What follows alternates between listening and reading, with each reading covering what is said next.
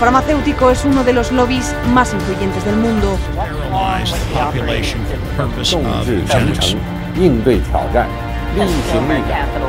Конечно, должны работать кооперативно, должны... Las farmacéuticas tienen demasiado poder. Avecina una gran guerra entre la realidad virtual y la realidad aumentada.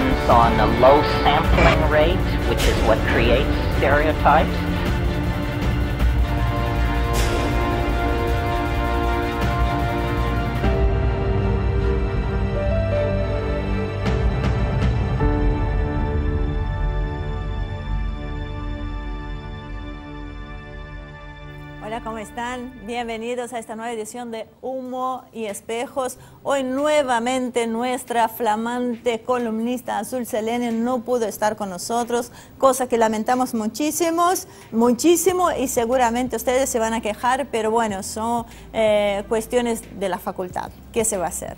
Pero tenemos el placer de contar con la presencia del embajador de Nicaragua con nosotros hoy, así que nos va a contar un poco qué es lo que está sucediendo en su país y hablarnos un poco de toda la región. Así que, embajador, muchísimas gracias por acompañarnos, es un placer enorme recibirlo en nuestra casa.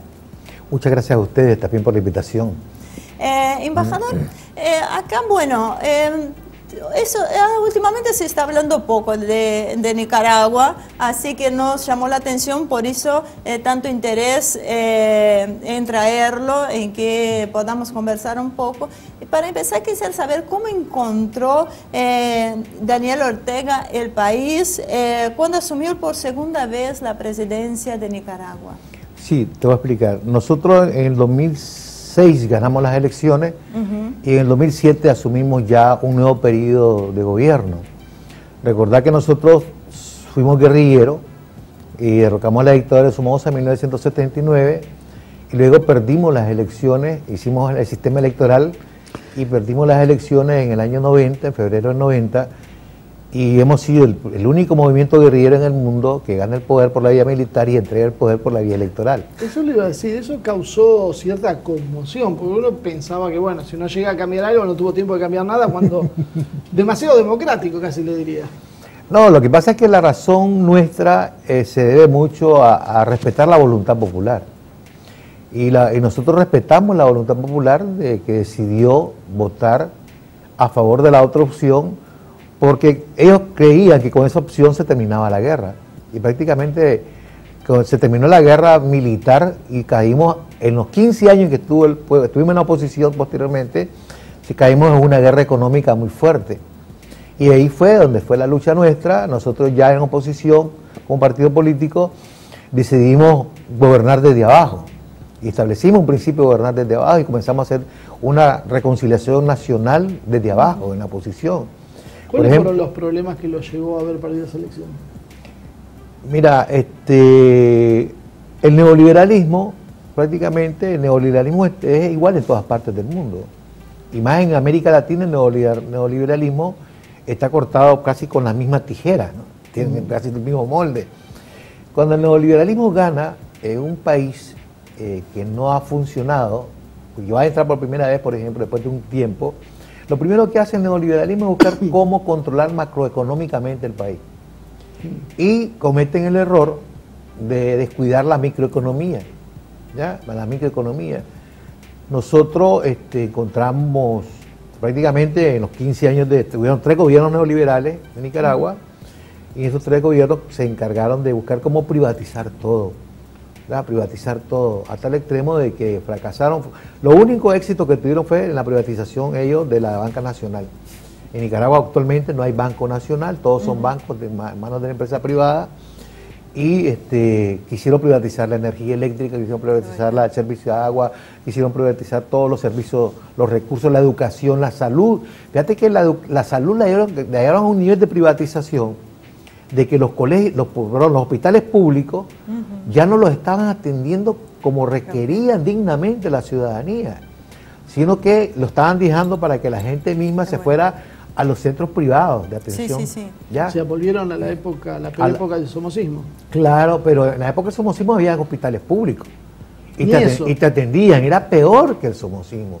Por ejemplo, en la época de los gobiernos neoliberales, y el último, si vos ibas a un médico público, el médico público te decía, esta es la receta, Claro. te revisaba y todo gratuitamente, pero la receta vos tenés que ir a buscar dónde comprarla, porque decía, ibas a la farmacia, el hospital, decían, esto no hay, esto no hay, esto no hay, esto no hay, esto no hay, esto no hay. Bueno. No había nada. Y si a vos te iban a hospitalizar para hacerte una intervención quirúrgica en los hospitales, tenías que llevar tu almohada, tu rompecama, tenías que llevar todo, y a veces te pedían hasta algodón, te pedían algunas cosas que iban a utilizarte para la operación. ¿Me entendés? Era la forma ya más extrema de llegar al proceso de la privatización y la no atención de los hospitales públicos. Además, pues la insalubridad que se encontraba, o sea, un abandono total, y ya no digamos la educación. Nosotros la educación, nosotros entregamos un país en el año 90 con el 12% de analfabetismo, cosa que con la dictadura le hemos encontrado con el 50 y pico % de analfabetismo. Hicimos una cruzada nacional de alfabetización, ¿ya? Y logramos bajarlo al 12%, que obtuvimos el premio Nadezhda Krúpskaya de la UNESCO. Y luego cuando ganamos en el 2006 y en el 2007 ya teníamos nuevamente un analfabetismo superior al 40%. ¿Y cómo se reconstruye un país que dejan en estas condiciones? Mira, nosotros iniciamos ya en 2007, seguimos 3 principios. Uno, trabajar en unidad nacional, porque durante la oposición nos reconciliamos con los que habían sido jefes militares de la contrarrevolución, porque también nos abandonaron, nos tiraron a ellos, y muchos de esos jefes se fueron al mirarlos que andaban, digamos, en la vereda, pues también sufriendo como cualquier parte del pueblo. Nosotros los asumimos, los hicimos alianza con ellos, y fuimos desarrollando, trabajando con la pequeña y mediana empresa, nosotros desde la oposición. Como el neoliberalismo no los atendía, nosotros comenzamos a trabajar con las cooperativas, con todo lo que era producción de consumo nacional. Y casualmente cuando ganamos ya en 2007, que asumimos el poder, establecimos los programas para el desarrollo, casualmente el desarrollo más grande de la pequeña y mediana empresa, porque ¿qué es lo que da de comer al pueblo? El pueblo come de lo que produce la pequeña y mediana empresa. Ahí está. Si vos querés tener una moneda sólida, una moneda que tenga poder adquisitivo nacional, para eso tenés que promover la producción nacional, ¿verdad? Y mientras más producción nacional exista, tu moneda nacional no pierde poder adquisitivo. Tu moneda nacional siempre va a comprar los recursos, ¿verdad? Y no va a necesitar de su relación con el dólar para poder comprarte, porque hay producción suficiente para mantener. Entonces nosotros primero nos priorizamos garantizar la alimentación de la población, que la población tuviera alimento.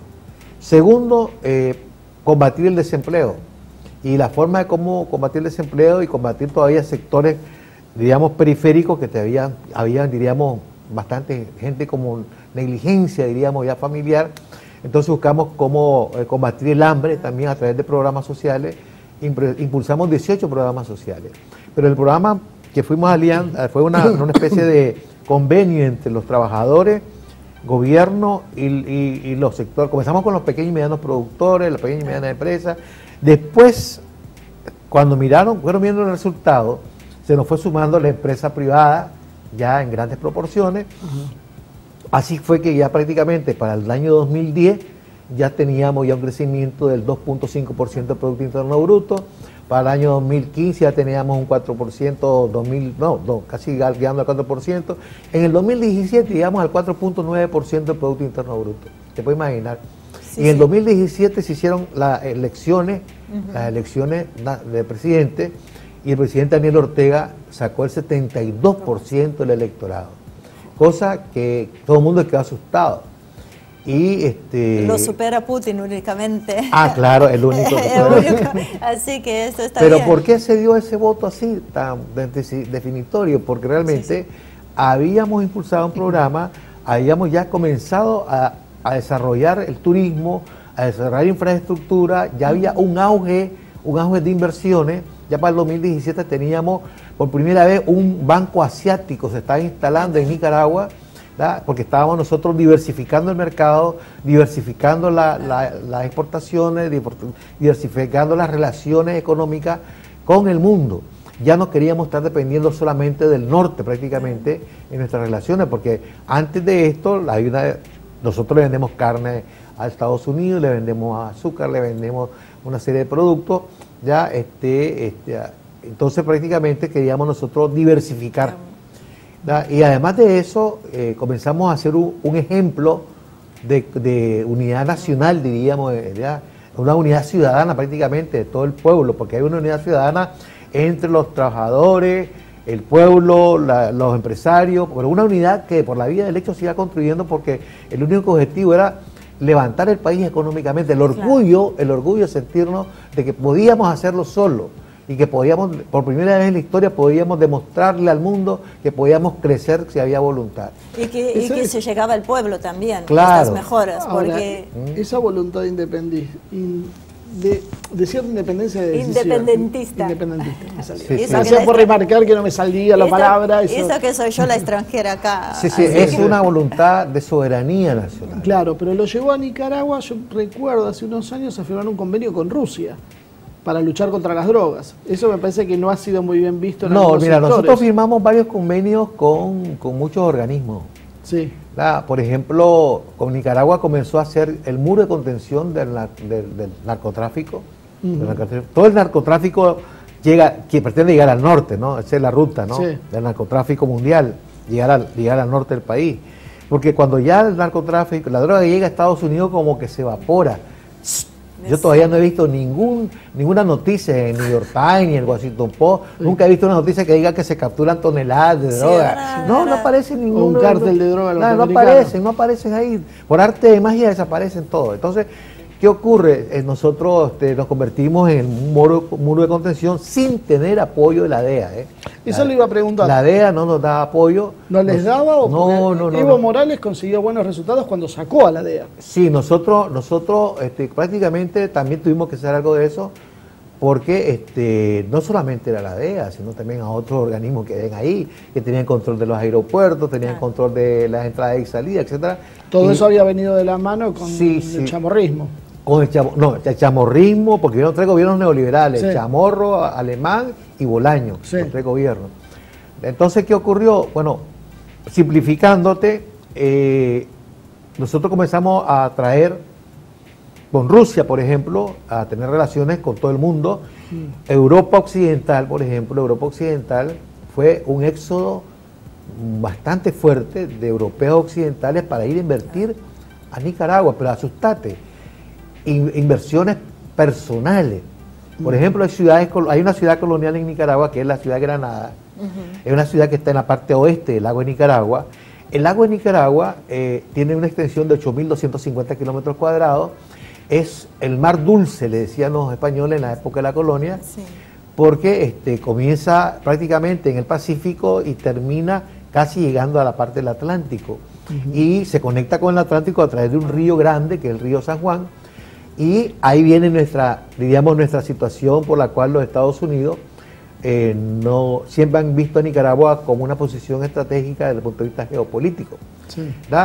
Entonces, esa ruta del canal, el primer canal, antes que ni se pensaba siquiera en la emancipación del Estado de Panamá, pues de Colombia, simplemente te estoy hablando cuando el Wall Street de Nueva York descubre que la costa oeste, el estado de California, tiene petróleo y tiene toda la riqueza, y comienzan a hacer todo un trabajo para ocuparlo. ¿Cuál creemos que es la ruta que ocuparon los neoyorquinos?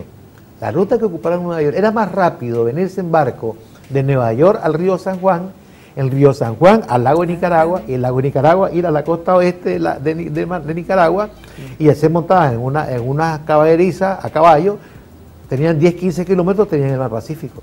Y después se montaban embarcaciones del Pacífico para que lo llevara a Los Ángeles. Esa ruta la estuvieron utilizando durante varios años, varios años, y se dieron cuenta de que ahí teníamos un canal interoceánico de manera natural, casi natural, porque ellos lo utilizaron. Y eso fue prácticamente lo que nos marcó. A partir de ahí nos marcó las invasiones, nos marcó, porque hemos sido el país de más invasiones, digamos, que ha tenido de toda América Latina, el país que más invasiones norteamericanas ha tenido, hasta que salió Sandino en 1933, los expulsan los marinos, por los marinos tuvieron 7 años, pero antes de eso los Estados Unidos le establecieron a los presidentes que hubieron en Nicaragua, le establecieron tratados, y tratados totalmente que iban en contra de la dignidad nacional. Por ejemplo, el tratado Chamorro-Bryan, ¿ya? El tratado Chamorro-Bryan, que establece que la prohibición a Nicaragua de poder hacer un canal sin la autorización de los Estados Unidos. ¿Te lo puedes imaginar? Un tratado que se suscribió en la época de los primeros chamorros. La misma familia. La misma familia, sí, los mismos chamorros que han sido conservadores toda la vida, pues. Luego hay otro tratado que se hizo, que fue cuando en el año 1903, Estados Unidos le pide a Colombia que emancipe la franja que posteriormente da al Estado de Panamá, y Colombia, a cambio de eso, le pide que negocien. Pues entonces, ¿qué ocurre? Estados Unidos le ordena al presidente de la época nicaragüense de que le entregue a Colombia la isla de San Andrés, la isla de Roncador, Quitasueño, Serranía, le entregue una plataforma continental de más de 5.000 millas náuticas, y a cambio de eso Colombia emancipa el Estado, la franja, para crear el Estado de Panamá. Y ya el resto de la historia la conocen ustedes, ¿no? Sí, ahora, qué lindo eso de que ordena que Nicaragua le entregue. Embajador, tenemos que ir a un pequeñísimo corte, enseguida regresamos. Sí. No se vayan, enseguida regresamos.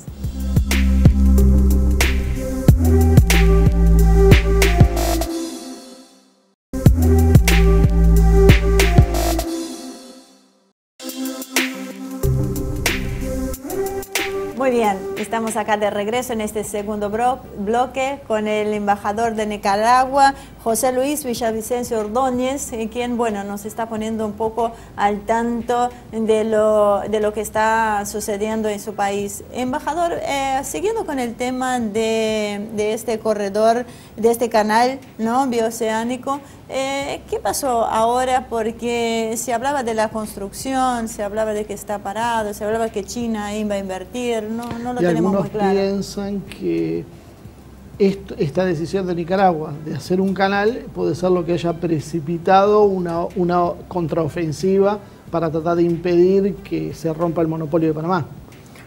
Mira, voy a ser breve, preciso y concreto, ¿no? Porque realmente lo del canal puede ser que tenga una relación directa con todo el golpe blando, el proyecto de golpe de Estado que ha querido darnos, ¿verdad?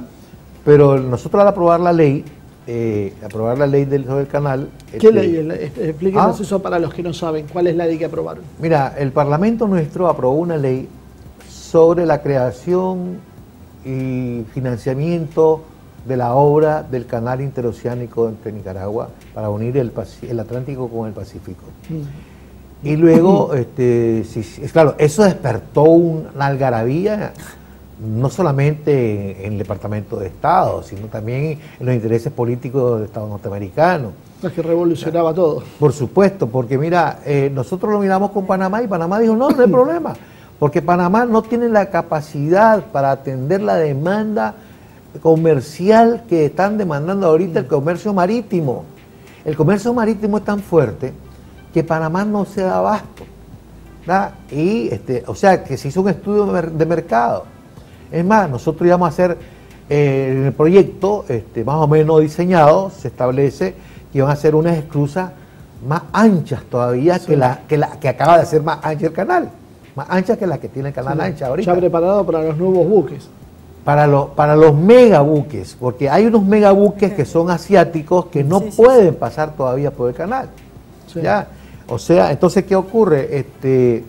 En la ley, se aprobó una ley y se mandó una licitación para ver qué organismo internacional asumía o qué millonario mundial asumía. Licitaron una licitación donde participaron europeos, participaron asiáticos, participaron de varias partes del mundo, para licitar, y finalmente la ganó un empresario chino. Sí. La ganó un empresario chino. De Hong Kong.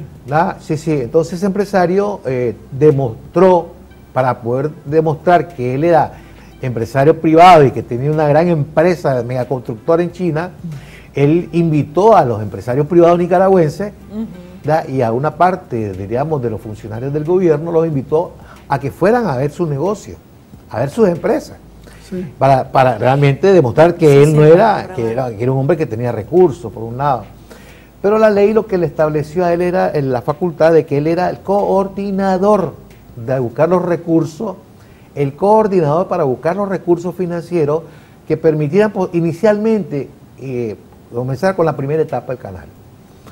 Entonces, porque el canal estaba programado para elaborarse en 5 o 6 etapas. Porque 50.000 millones de dólares. más o menos, la proyección estimada es 50.000 millones de dólares. Se hizo un estudio con todos los productores de cemento de Centroamérica, por ejemplo. Eso motivó a toda la empresa privada de Centroamérica. Inclusive a Panamá, a México, estaban todos entusiasmados porque se reunieron todos los productores de cemento en Managua para ver más o menos la viabilidad de si se podía tomar en cuenta ellos a la hora de que se requería el cemento. Es una gran obra. Y se miró que no había, juntando todas las cementeras de Centroamérica, no era posible para que ellos fuesen capaces de producir todo el cemento que se iba a requerir para el canal. Igual pasaba con la producción del hierro, pues también, entonces México estaba pidiendo participación.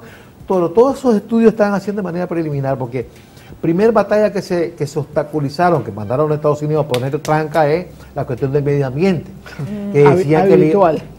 Habitual ese juego, lo han usado en varios países. ¿Me entiendes? Una forma de medio ambiente. Entonces nosotros le demostramos que se hicieron tres alternativas de vía, finalmente hubo una ruta que no tocaba para nada la cuestión del medio ambiente. Después comenzaron a fregar de que íbamos a destruir el medio ambiente del ecosistema del lago de Nicaragua, porque al meterle esclusa al lago de Nicaragua íbamos a romper con la biodiversidad genética de los peces, etcétera, y comenzó a ver siempre buscaban cómo encontrarle algún problema. Pero el problema, pues nosotros soberanamente continuamos, en este caso este señor chino tenía que andar buscando los recursos, y creo que eso les preocupó más. ¿Sabe por qué les preocupó más? Porque nosotros asumimos ya a partir del 2015 un liderazgo en América Central, no solamente con el proyecto del canal, sino también con Rusia, cuando Rusia instala por primera vez en la historia de América Central o de América Latina, instala una empresa médica, un laboratorio para elaborar las vacunas que podían tener cobertura para toda América Latina. Las vacunas con toda la tecnología que tienen los rusos, etcétera, la capacitación y todo. Un laboratorio inmenso para producir vacunas y poder vender vacunas de todo lo que son las vacunas de todas las enfermedades tropicales. De todas las vacunas, todas las enfermedades tropicales. Entonces, prácticamente, yo te digo porque a mí, empresarios argentinos, llegaron a preguntarme el año pasado, al inicio del año pasado, que sí, cuando echaran a andar la fábrica, porque para ellos le compran vacunas a Rusia. Yo no sabía que Argentina le compra muchas vacunas a Rusia. Y esas vacunas saldría más barato comprárselas a Nicaragua y no traerlas desde Moscú prácticamente. Entonces, estaban viendo todos esos valores. Entonces, ¿qué ocurrió? Nosotros comenzamos a proyectar un mal ejemplo. Estamos creciendo económicamente. Estamos haciendo inversiones muy fuertes al interno. Estamos haciendo mega inversiones. Estamos también, yo por ejemplo aquí les decía a los inversionistas, a los potenciales inversionistas argentinos, que si ustedes invierten en Nicaragua es para un mercado de 40 millones de centroamericanos. Y la gente aquí se asustaba. ¿Por qué? Porque las fronteras las tenemos abiertas prácticamente. Entonces, que podía perfectamente tener, si se invertía, por ejemplo, se ponía una ensambladora de vehículos, por tener un ejemplo, en Nicaragua, inmediatamente esa ensambladora de vehículos iba a tener un mercado de los 40 millones de centroamericanos, ¿ya? Y si se ponían vehículos de trabajo agropecuario, mejor todavía, porque toda Centroamérica es agropecuaria, ¿ya? Entonces, todas esas potencialidades de tener una visión de futuro para desarrollar no solamente Nicaragua, sino toda el área centroamericana, porque aparte de eso tenemos el Parlamento Centroamericano, todo eso fueron elementos que se fueron sumando para preocupar a un grupito de senadores norteamericanos, encabezados por Ron Letterling, Marco Rubio, Bob Menéndez, y ya comenzaron a trabajar en función de crear un plan para finalmente hacer lo que hicieron ahora en abril de este año. El golpe suave, el golpe blando, etc. Ese golpe lo venían preparando ellos desde el 2015, comenzaron a preparar. Los famosos estudiantes autoconvocados. Claro, eso justamente que le iba a preguntar, porque cuáles eran las razones ocultas que hay detrás de estas protestas que comenzaron en abril. Bueno, te voy a explicar ahora lo que ya sabemos, ya después. En esos preparativos del golpe contra Nicaragua, se fueron llevando grupos de estudiantes universitarios de universidades privadas, fundamentalmente. Universidades privadas se las fueron llevando a Honduras, las llevaron a Miami, las llevaban a Washington, las llevaban a Salvador, donde está el Partido Arena de El Salvador, ahí le dan los centros de capacitación, para ir entrenando estos estudiantes universitarios en dos grandes áreas, en el área de agitación y propaganda, de calle sobre todo, y sobre todo cómo organizar los Photoshop, cómo organizar los fotomontajes en la calle, cómo acopiarse un poco la metodología que habían utilizado en Venezuela. En Venezuela llamaron a guarimba, ¿no? En Nicaragua eran los maras, ¿no? Ahí el pueblo les puso los maras MRS, le puso el pueblo. Pero lo mismo, pues. Ellos son nicaragüenses. Mira, en su mayoría nicaragüenses, pero... ¿Tiene relación con las maras que hay en Estados Unidos? Es que las maras nacen en Estados Unidos, pero son originarias de San Salvador. Sí. Y no sé qué presidente, creo que fue un presidente norteamericano, retiró a los maras que estaban en Estados Unidos una gran cantidad y lo regresó. La solución que encontraron es mandarlos de regreso, tirarlos nuevamente ¿Fue Bush?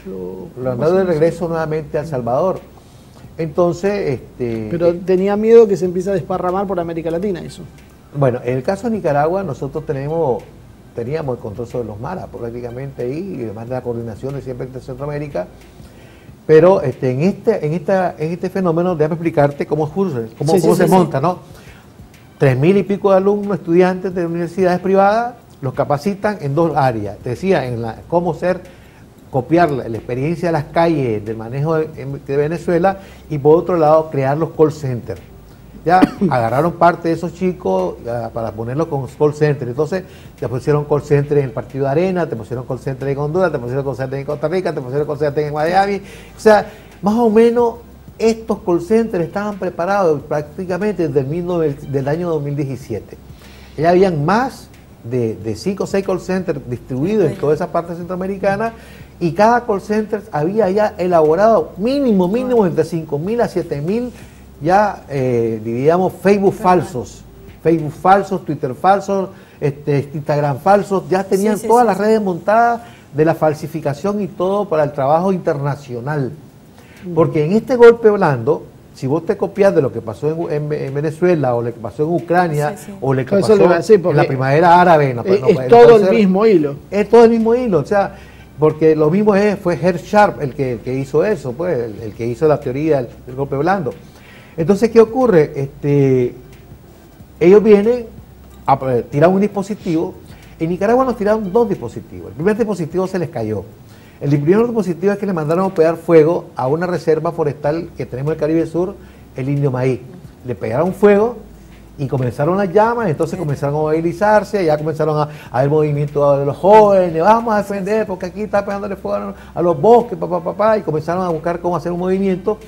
Vinieron asistencia técnica internacional, incluso vinieron norteamericanos, especialistas en incendios forestales, y nos dijeron, no, este incendio es como los incendios que están en Los Ángeles, que pueden durar hasta 1 o 2 meses, no hay problema. Aquí ustedes no van a poder detener esto, y para nosotros sí, es un bosque sagrado, porque es uno de los pulmones que tiene América Latina, para uno de los pulmones que hay todavía para América Latina. Entonces, ¿qué ocurrió? Ahí ocurrió un fenómeno natural, ¿verdad? Que como estamos en la costa sur, siempre en el Caribe, nosotros llueve casi los 12 meses del año.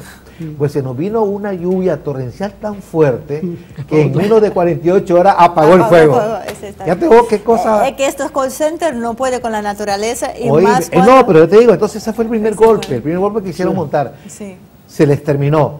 Viene abril viene, nosotros heredamos de los 3 gobiernos neoliberales un seguro social totalmente descapitalizado, con un déficit del 50% en su haber, y teníamos que ya ver cómo enfrentábamos para recapitalizar el seguro, porque cada año se van dando la gente que va a jubilarse. Entonces, los organismos internacionales nos habían dicho, nos habían pedido, y la empresa privada apoyaba que le subiéramos la edad de la jubilación.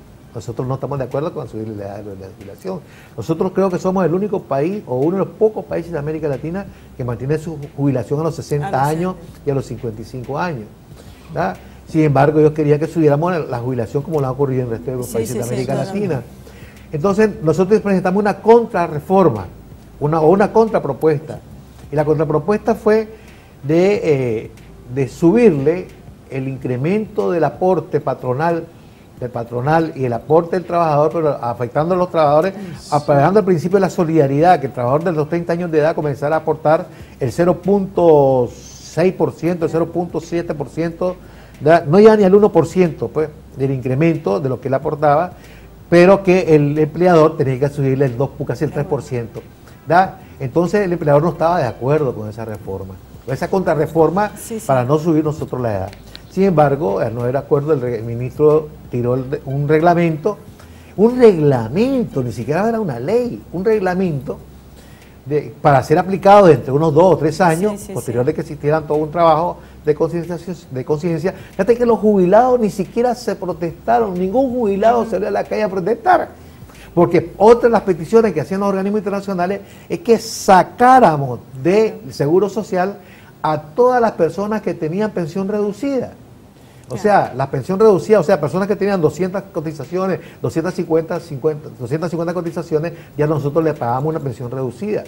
Porque por ley son 750 cotizaciones. Entonces, prácticamente querían que subiéramos la cantidad de cotizaciones, nosotros no aceptamos, querían que elimináramos a las pensiones reducidas, tampoco, y también querían que sacáramos de un estipendio que le damos también como pensión a todas las madres de héroes y mártires, o sea, era como los soldados de la patria, pues, o sea, las personas que cayeron combatiendo la dictadura de Somoza, también los tenemos a las madres, que no tenían quien las atendiera, también les teníamos que dar una pensión tipo de guerra, prácticamente, que era con una especie de dignidad, de honor, porque ofrendaron sus hijos, ofrendaron su vida por la liberación contra la dictadura de Somoza. Todo eso lo querían eliminar. Entonces, prácticamente, se emitió el reglamento, el decreto administrativo y vino la protesta estudiantil. Salieron los muchachos a la calle cumpliendo el formato. Pasó a las 24 horas por la noche, comenzaron a aparecer ya los grupos paramilitares armados. Y ahí empezaron a aparecer grupos ya en camioneta de última gama, grupos armados, comenzaron a pegarle fuego a los centros de salud en los municipios, a pegarle fuego a las intendencias municipales, a pegarle fuego a los colegios, a las escuelas que habían sido obras del periodo de los 10 años. Todo lo que habíamos hecho en obras comenzaron a pegarle fuego y sobre todo, lo más doloroso, comenzaron a asesinar a dirigentes sandinistas en los territorios. Y comenzaron a decir que iban a exterminar el sandinismo. Eso no te lo dice CNN.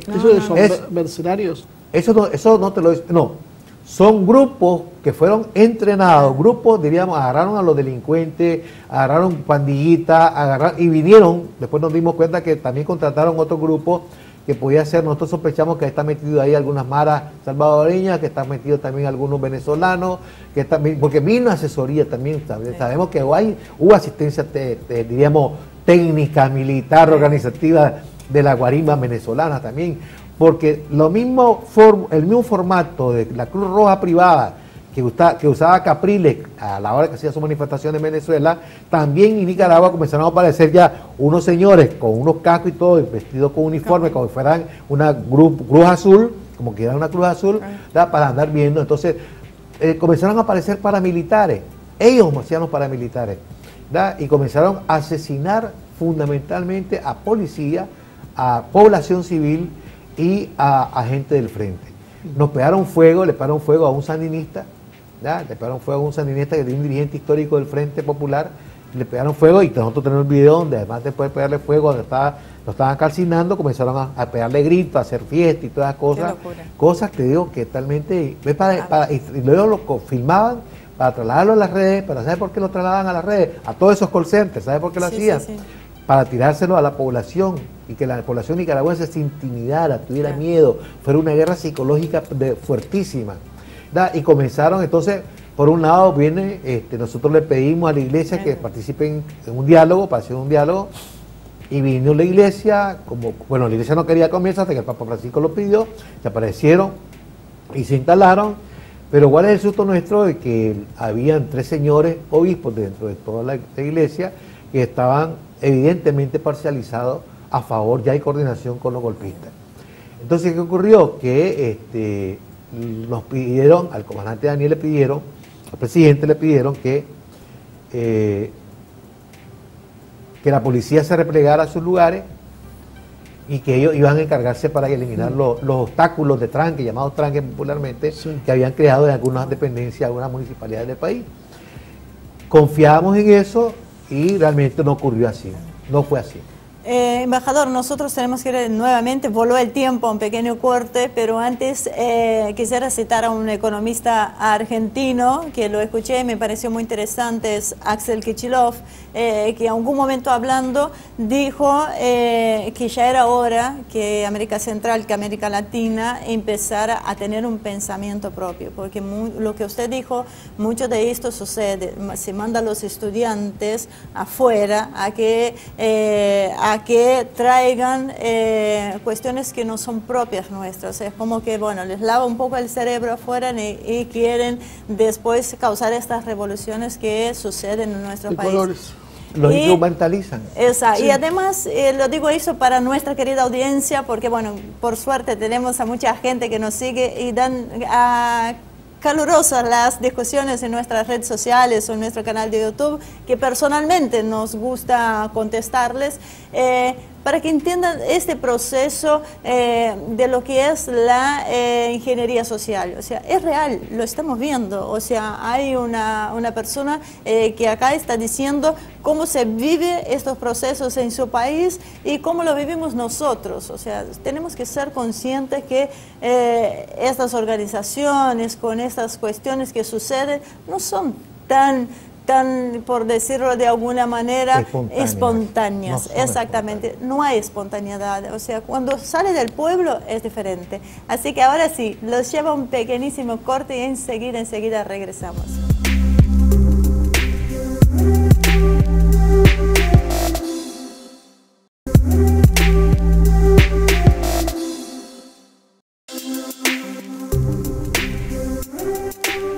Muy bien, ya estamos en este tercer y último bloque, se nos va volando el tiempo, las ganas son de seguir realmente hablando con el embajador, escuchando de primera mano qué es lo que está sucediendo en su país y también notar las similitudes, ¿no? Que pasa en Brasil, que pasa acá en la Argentina, que pasa en otros países, que vemos que todos tienen una regla, ¿no es así, Marcelo? Sí, bueno, Thierry Bisanda hace un año y pico sacó un artículo donde él explicaba el proceso que venía sobre América Latina y advertía que la idea era destruir los Estados-nación, que había que tener muchísimo cuidado porque ese era el proyecto final.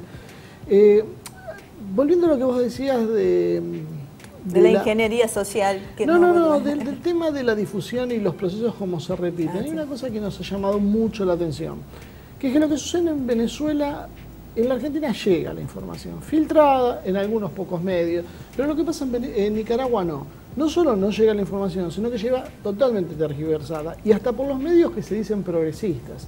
Porque lo que pasó con el tema de las jubilaciones, acá se vendió como que el gobierno nicaragüense intentó subir las condiciones para jubilarse y poner un impuesto, y eso provocó un estallido social. Omitieron todas las cosas que usted fue explicando que significaba eso.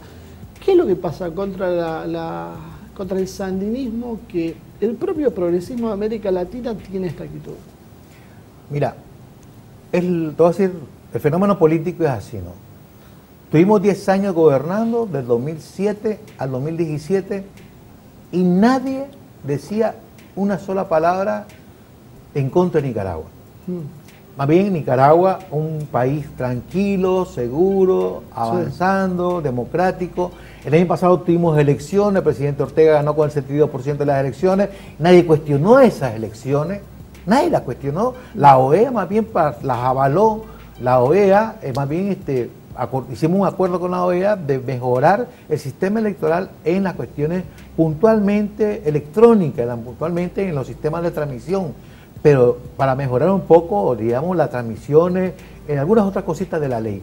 Pero Daniel Ortega se lo electo democráticamente para un periodo constitucional que termina en el 2021. ¿Ya? Sin embargo, a partir de que se da este montaje, porque todo esto es un montaje internacional, mira, nosotros no tenemos capacidad para poder competir contra los monopolios que existen actualmente de los dueños de los medios de comunicación que hay en América Latina, y todos están afiliados en una sola organización llamada Sociedad Interamericana de Prensa, que detrás de la Sociedad Interamericana de Prensa está la Freedom House. ¿Vos sabés quién es la Freedom House? ¿Da? Yo le digo a los televidentes, vayan, métanse ahora en internet, pongan Freedom House y se van a dar cuenta cuándo nació la Freedom House, cuál ha sido el papel de la Freedom House, cuál ha sido el triste papel de la Freedom House de crear las comisiones de derechos humanos en toda América Latina, y son comisiones de derechos humanos que están al servicio de los intereses norteamericanos. Derechos humanos para defender a los intereses norteamericanos, no son derechos humanos para defender a los humanos que están en tu país. ¿Me explico? Sí, sí. Entonces, ¿qué ocurre? Cuando estalla el golpe contra Nicaragua, ya tenían los call centers, ¿para qué? Para desinformar, para hacer todo un trabajo internacional. A la par de eso, tenía CNN, y te digo, no me canso de repetir, CNN es el director político informativo que marca las pautas de dirección hacia América Latina. Y todos los dueños, los propietarios de medios de comunicación que hay en todos los países de América Latina tienen que seguir esas pautas, tienen que seguir esos ejes, tienen que reproducir esa propaganda en contra del país que han asignado o designado a atacar. Entonces, ¿qué ocurrió? De la noche a la mañana, nuestro presidente se convirtió en un dictador, por arte de magia. Ahí sí se la ganó, diríamos, al cuento de las 1001 noches. Le tocó una varita mágica y ya de la noche a la mañana se volvió un dictador. Ya no era el Daniel Ortega democrático electamente, ahora están pidiendo que Daniel Ortega abandone el poder, que Daniel Ortega estaban pidiendo que Ortega convoque elecciones anticipadas porque el pueblo ya no quería tenerlo a él, lo cual no es cierto. Fíjate bien, se desalojaron todos los tranques. Ahorita en Nicaragua no hay tranques. ¿Da? ¿Cómo lo hizo? Lo hizo la policía. ¿Da? ¿Con qué? Con los policías voluntarios. Y comenzaron ahora a cuestionar lo que, ¿dónde sacamos policías voluntarios? Si hay paramilitares voluntarios. Esos no son policías voluntarios, son paramilitares. Pero si en todas partes del mundo hay policías voluntarios. Costa Rica, que dice que no tiene ejército, tiene una guardia civil militarmente muy bien equipada, ¿ya? Y tiene en todas partes, vas a ver a la policía voluntaria de Costa Rica que anda con M16, que anda con cascos, que anda con todo, apertrechamiento militar y todo, y es un policía voluntario. Y nadie dice que es un paramilitar. Entonces nosotros tenemos derecho por ley, además que está consignado en la ley, de que a la hora que la Policía Nacional tenga cualquier problema, etcétera, puede convocar a la policía voluntaria para auxiliarle. Y eso fue lo que hicimos. La policía convocó mediante el mandato constitucional al auxilio de la policía voluntaria y surgió y se retiraron. Al día de hoy no hay tranque, por eso es que se explica que días después de que se eliminaron todos los tranques comenzó una campaña muy fuertísima, informativa a nivel de CNN, a través de muchos periódicos, etcétera, contra nosotros. ¿Ah? Embajador, usted me comentaba que tuvo problema con algunos movimientos ecologistas que utilizaron el tema de la ecología precisamente para frenar la puesta en marcha del canal.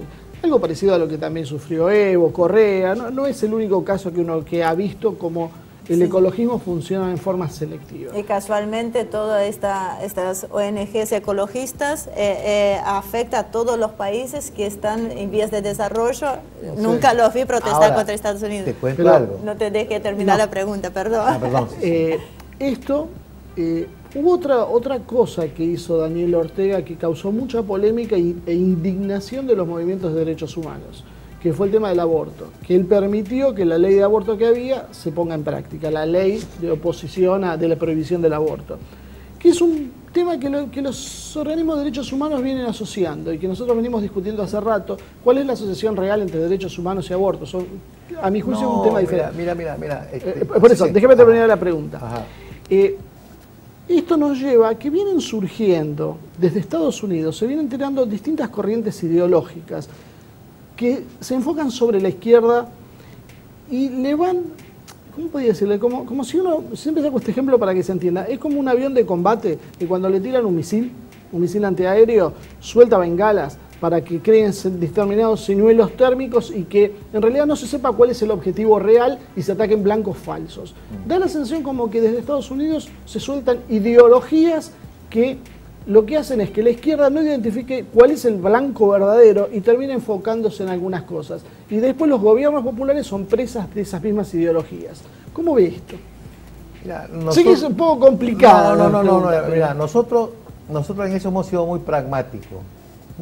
La cuestión de salud, para nosotros la salud es estar en el primer orden, porque un pueblo enfermo es un pueblo que no puede producir, un pueblo enfermo no puede trabajar, un pueblo enfermo no puede estudiar.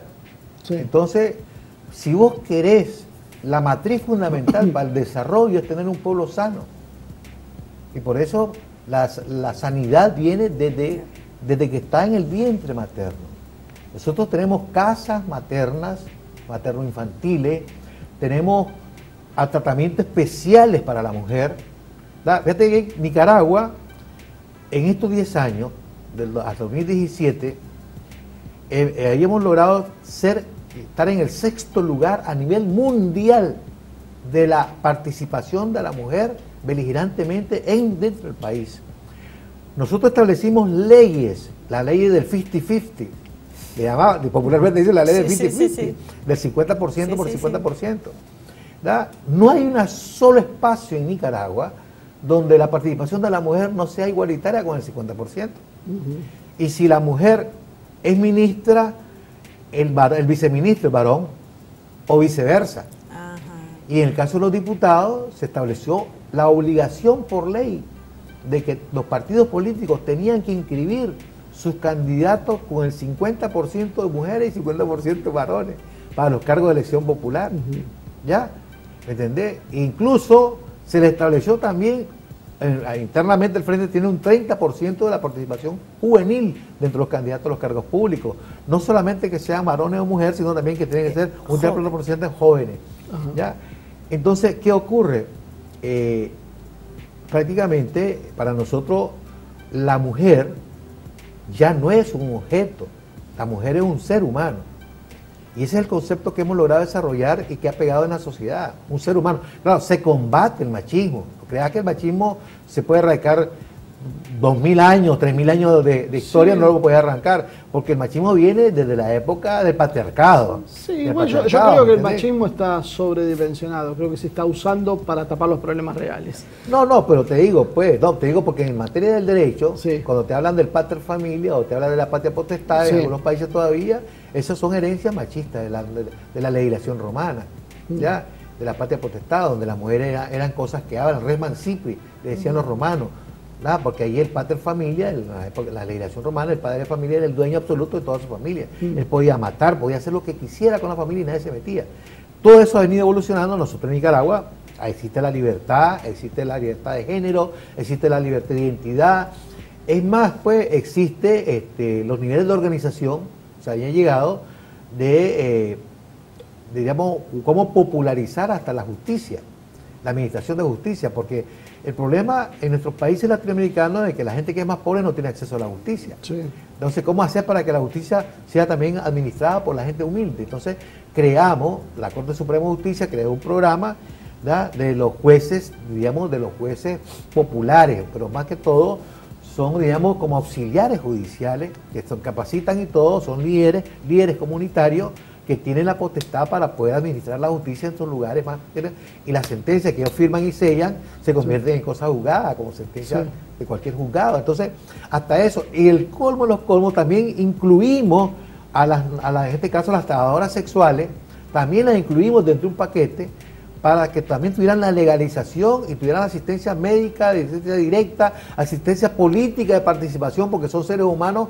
Por ejemplo, en materia de la trata, la legislación, cuando estaba haciéndose una reforma a la ley del Código Penal y se iba a tocar el tema de la trata, la Comisión del Parlamento tuvo que invitar a algunas personas, diríamos, de este sector social, para que fueran a dar su opinión, porque ellas decían que había una gran confusión en el proyecto de ley, ¿verdad? Que la estaban queriendo dar a entender y insinuar de que toda trabajadora sexual era como un actor principal dentro de la trata. No era así, más bien era todo lo contrario. Le dieron una cátedra a los legisladores que vos te quedás asustado de cómo se maneja bastante el tema de la trata en las diferentes modalidades. Entonces, prácticamente, el caso del aborto, está el aborto terapéutico, ¿ya? El aborto terapéutico, porque además nosotros tenemos también una legislación bastante avanzada en el sentido de la familia.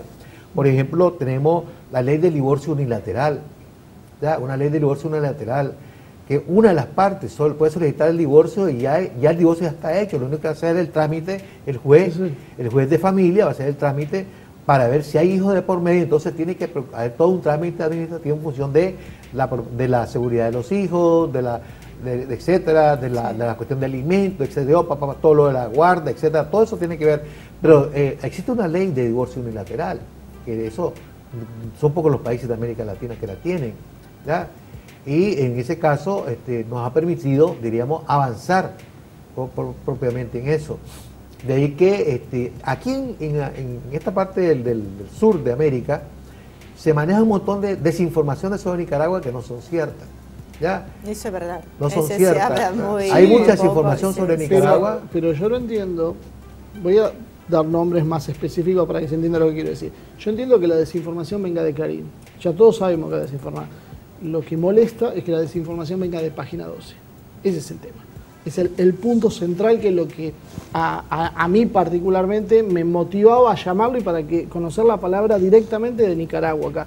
Porque vemos que hay una tendencia a esconderlo desde los sectores que deberían poner a la luz lo que está pasando en Nicaragua, y sin embargo no lo están haciendo. Entonces, por eso la pregunta, ¿qué es lo que está pasando a juicio de sus ojos?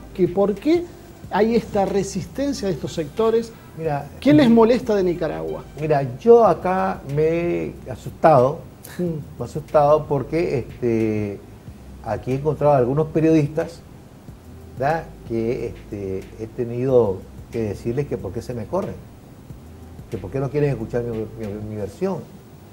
Yo, por ejemplo, al director de Relaciones Internacionales de la página internacional de Página 12, yo le he hablado por teléfono y todo para hablar con él, para conversar con él, para presentarle lo que no publican, pero que me he dado cuenta de que realmente, vos sabés que a nosotros en el año 91, 92, 93, se nos retiró una parte del Frente Sandinista, se nos retiraron una parte de los sandinistas, de los que habían sido gobiernos en la década de los 80. Y entre ellos iban ministros, iban académicos, iban intelectuales, iban comandantes guerrilleros, ¿verdad? Y eso, hoy en día este grupo, está trabajando muy coordinadamente con la Roslettering. Y yo no creo que estos periodistas que están acá no se den cuenta de que ellos mantienen amistad con esos ex-sandinistas. Ellos mantienen esa amistad con unos ex-sandinistas. Es más, aquí publicaron, a través de Página 12, publicaron a una comandante, Mónica creo que era, con algo, pero esa señora desde hace tiempo ya no es sandinista. Desde hace más de 15, 20 años ya no es sandinista, ¿verdad? Y sin embargo, la publicaron aquí un artículo, pero esa señora está más inclinada trabajando con la derecha, anda trabajando con la gente del Departamento de Estado. Entonces, yo no creo que sea ignorancia de estos periodistas. Yo no creo que estos periodistas, y yo no le doy el derecho a la duda, más bien yo les doy el derecho de que están haciendo lo que ya saben lo que tienen que hacer.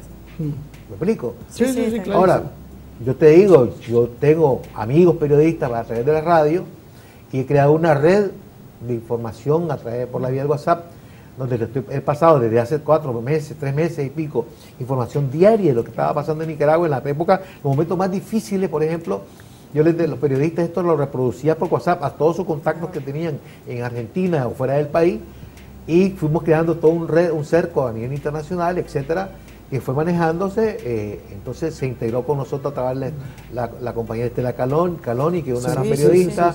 También está Tilio Borón, también está trabajando también en este asunto, porque se han dado cuenta, porque ahorita hace como un mes, la Ron Lettering en el plenario del Senado norteamericano ya anunció al pleno del Senado norteamericano, le anunció de que el próximo país que hay que luchar la batalla contra la dictadura es contra Evo Morales. Ya lo anunció públicamente. O sea, se siente como que fueran los dueños del mundo. Van marcando el paso. Ahora, en conclusión, yo te quiero decir, este golpe que nos hicieron a nosotros y que gracias al esfuerzo popular nuestro y a la solidaridad que tuvimos de los compañeros que tuvimos a nivel de algunos grandes sectores, prácticamente lo hemos ganado. Pero sabemos que todavía no ha terminado la batalla, porque están planificando y preparando otro impulso. Seguramente. Están preparando otro impulso. Hasta ahorita están dando un impulso internacional. Han mandado a todos los dirigentes del golpismo, lo han mandado a todas partes de América. Aquí vino la semana pasada una señora que se reunió con una señora muy perfumada de la élite de aquí de Argentina, y estuvieron ahí reunidas, la sacaron en un canal de televisión, inmediatamente sacaron un canal de televisión donde ya salió hablando, ¿verdad? En Chile andan también otro grupo de personas también ahí, pero ahí me mandaron un video casualmente hoy donde se presentaron estas personas en una asamblea ya de clase media, y la gente de clase media comenzó a decirle: es cierto, usted está contra Ortega porque Ortega ganó con el 72%, y comenzaron la gente a reclamarle que era mentira lo que estaban diciendo contra Nicaragua. Porque mira, las redes son un arma de doble filo. Sí. Pero porque ahora nosotros hemos abierto desde Nicaragua, yo le he dicho a los periodistas que trabajan conmigo, porque colaboran con Nicaragua, que son los que te digo de radio, fundamentalmente son periodistas de radio. Estos periodistas, yo les digo, estos son los links que pueden conectarse directamente a la población. Todos los ciudadanos argentinos pueden conectarse con estos links ahí en Nicaragua y van a tener información directa. Uno es el 19 Digital, otro es el canal 4.com.ni, otro puede ser el canal 6.com.ni, etcétera. Y ahí se meten a través de las redes y tienen información diaria de lo que está pasando en Nicaragua, diario. Porque si se van por las redes a buscar el periódico La Prensa, o el periódico El Nuevo Diario, o el periódico 100% Noticias, te va a decir totalmente todo lo contrario de lo que no está ocurriendo en Nicaragua. Ahora vamos a pedir que nos pongan en el Zócalo la dirección de estas que usted nombró recién. Y para cerrar, que tenemos 30 segundos nada más, ¿está hoy Nicaragua bajo una guerra económica?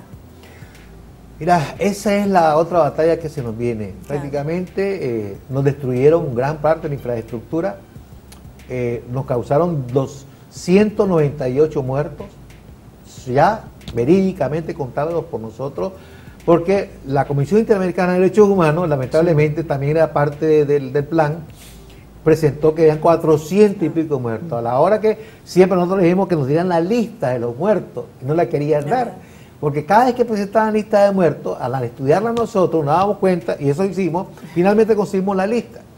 Y la lista de los 450 muertos que andan manejando internacionalmente todos estos organismos de esa información, nos damos cuenta que son gran parte de ellos muertos en los hospitales de muerte natural, otros muertos por accidentes, otros muertos, diríamos, por otras causas, pues, pero cualquier causa ajena. Nada tiene que ver con la situación del golpe, no son muertos por el golpe, no fueron muertos en el evento del golpe. Y luego están los falsos muertos, pues, que son los muertos vivos. La gente popularmente dice: ve, viene un muerto vivo. Un muerto vivo. Esa es la situación que hay prácticamente, y que yo le agradezco mucho a ustedes por esta oportunidad de poder ayudarnos a difundir y aclarar la situación de Nicaragua. Y sobre todo, espero que no sea la primera ni la última vez. Por favor, nosotros... periódicamente vamos a tratar de mantenerlo, y sería bueno también, después que nos pase, nosotros vamos a subir en nuestros sitios cuáles son los sitios con los cuales pueden contactarse para quienes quieran profundizar más en la información, puedan tener un acceso directo. Claro. Sin caer no solo en los medios que usted dijo, sino también en las agencias informativas internacionales, que sabemos que es la misma versión. Claro. Muchísimas gracias, embajador. Un gusto enorme. Bueno, esta es su casa. Claro, Nos esperamos verlo en otras oportunidades. Marcelo, bueno, con vos nos vemos todos los días, pero acá lo vemos la semana que viene. Y a todos ustedes, muchísimas gracias por el aguante. Yo sé que, bueno, tomarse el tiempo de mirar un programa de casi una hora no es fácil, así que me alegra mucho que me marquen los tiempos, que hagan comentarios, que hagan las preguntas. Para eso estamos, para poder ayudarlos a que se informen un poquito más y para también, como decimos siempre, disipar este humo que no nos permite ver la realidad. Como siempre, muchísimas gracias por acompañarnos. Los invitamos nuevamente a que se suscriban en nuestro canal de YouTube, Asia TV Producción, que invites a sus amigos a que hagan lo mismo, porque es la mejor forma de ayudar canales como nosotros a que se difunda más esta voz diferente. Muchísimas gracias. Nos vemos la semana que viene con más una edición de Humo y Espejos.